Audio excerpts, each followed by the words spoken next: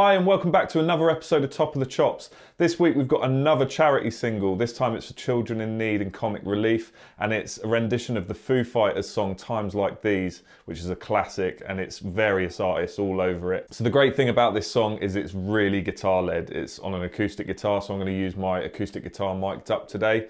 And we're going to break down each section. I learnt the original song from one of my guitar teachers when I was younger, so I kind of know this song in and out already, so I can give some insight of certain parts from the original as well, because there might be some of you that have stumbled across this video while searching for the original. But yeah, we'll try and keep it as much to the acoustic version as we can, but I may go off on little tangents here and there. As always, make sure to subscribe, hit the like button and the bell icon before we start looking at the parts.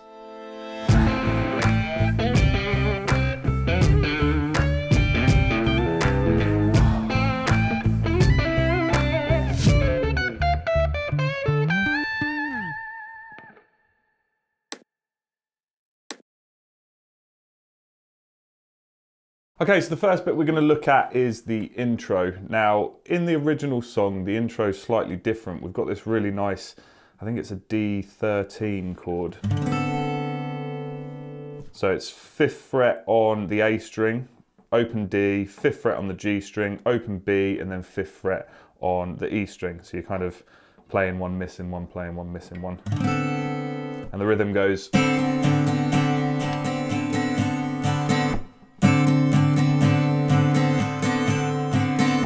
And then it goes into this really cool riff up on the 12th fret, which is actually in 7/4 time signature. Let me see if I can count it. 1, 2, 3, 4, 5, 6, 7. 1, 2, 3, 4, 5, 6, 7. Okay, now that riff is actually played in the acoustic version, but it's played kind of nice and gently down here with some pull-offs and almost like a finger picking thing. I tend to hybrid pick it. Those of you that don't know hybrid picking, it's where you play with your plectrum on the kind of bassier notes, and then you use your fingers for the high-end notes, the treble notes. Okay, so we don't do the D13 chord in the intro for the acoustic version. It basically goes straight into a chord progression with that riff on top of it. Okay, but I do feel like that chord does appear as a bridge into the chorus, so from the verse into the chorus. So yeah, just be aware that that chord kind of comes in there between those two. I'll try, if I remember when I'm doing the verse and the chorus parts, I'll try and bridge that gap there. But yeah, as for the chord progression for the intro, it's in 4/4, so we've not got any of the 7/4 stuff. And it starts on a D major chord. So most of these chords are going to be open chords towards the headstock of your guitar. So D major. And I just do kind of a light strumming pattern there, pretty average strumming pattern. And it's at about 120 BPM, I think. Okay, so from the D, then it goes to a C add 9. So this lovely chord here, that's kind of like your standard G major chord, but your middle finger and your index finger are moved up a string.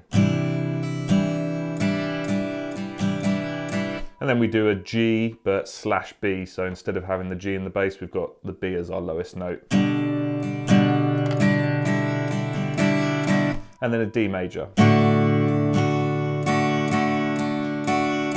And that's our chord progression, and that runs round twice, I think, before it goes into the verse. So the lick, or the riff as I'd probably call it, it starts on your open D string, and I play that with my pick, and then you've got a pull off from 3 to 1 on the B string, and I use my middle finger for that. Then you've got an open D again, and then we've got 3, 2, so that's a pull off again on the E string, but this time I use my, so if we're thinking of P-I-M-A, we're using the A there. So between those two, then it does the first one again, and the second one again. So it basically does 2 cycles of that.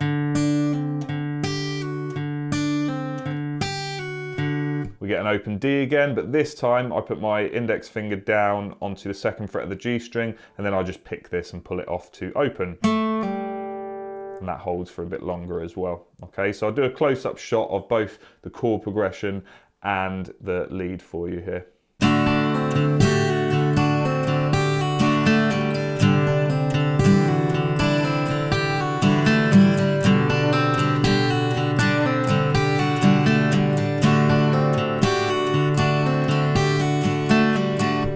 So now onto the verse. Now we start with the D major chord again, and it's probably time I tell you what the key is. So you might think, oh, it starts on a D major and it ends on a D major on the intro, and our verse is going to be in a D major at the beginning. But it's not actually D major, it's D mixolydian. Now the reason we know that is because in this verse we've got a C major, and that's a big tell. So a C to a D, that's the fourth and the fifth. And our one in that kind of progression would be G. Okay, so the fact that D is the fifth means that is mixolydian because the fifth mode is mixolydian. Okay, so you can kind of think of it like that, especially because there's a lot of kind of D chords in the intro and the verse, and it kind of resolves to them as well. So yeah, it feels very mixolydian. Cool, so we've got a D major chord to start. Then an A minor.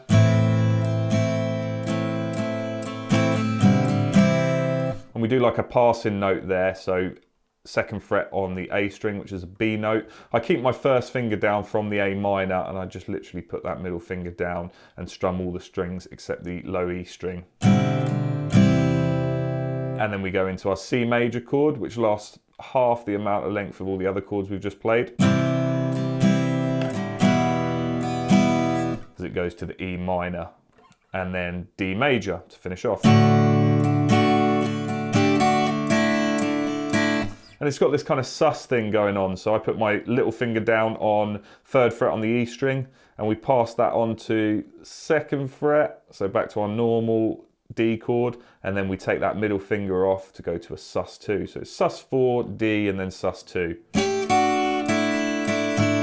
And we just finish off the pattern by strumming on that sus2.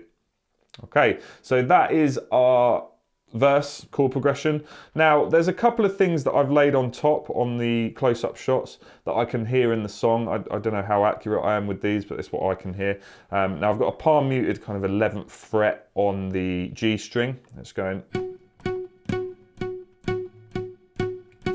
for 2 bars, and then on the 9th fret.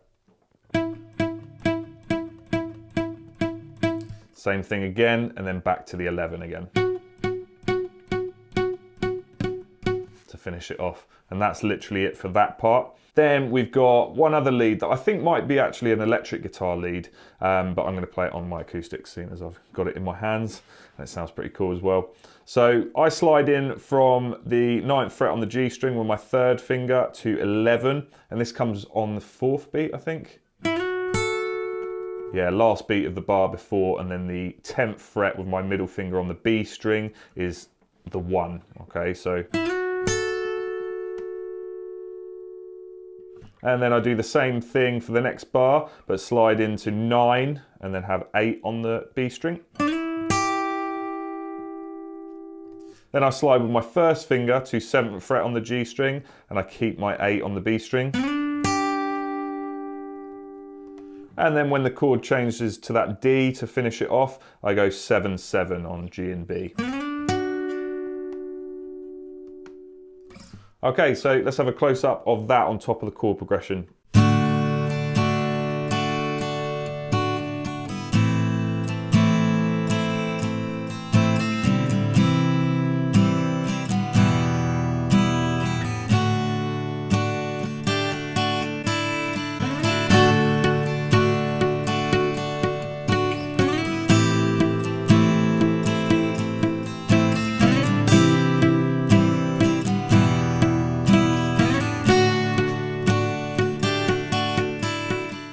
Okay, finally we've got our chorus part, but before that happens, I'll just talk about that D13 again. Now you could just use a D7, so a dominant 7 leading into the chorus, but yeah, I kind of hear like on that last D chord, rather than the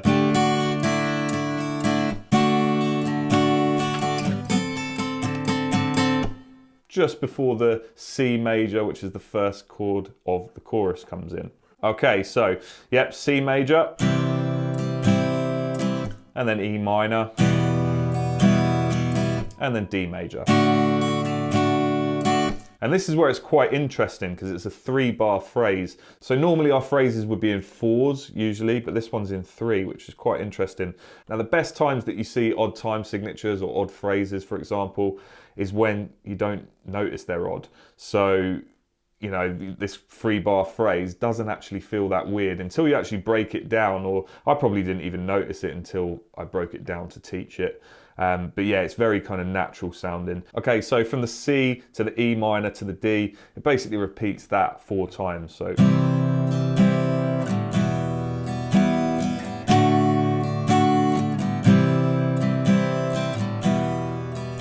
Okay, and so on. I'm going to show you this on a close-up anyway. Now on the 4th time, it just ends on the E minor. So it's then technically a 2-bar phrase before it goes back into our intro riff. So.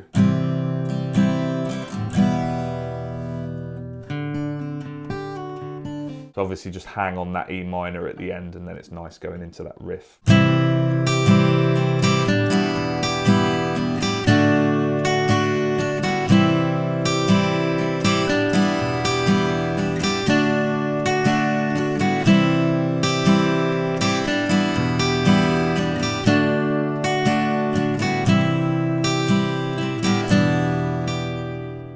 Okay, so technically that's all of the parts there. The best thing about this is that you can just play the chords. Obviously I've shown you the lead parts to put on top as well if you're playing with maybe 2 guitarists. Now throughout the song I do kind of hear a left and a right actually. There's someone kind of strumming chords, it sounds like on a pick, and then someone might be playing the same chords but finger picked. So you can do these in different ways. Obviously the chord progressions there I was doing with a pick, and yeah, I was kind of hybrid picking some other stuff as well. So just kind of find your way of playing it, how you feel comfortable, and yeah, have fun with it. Thanks for watching again, guys. Until next week.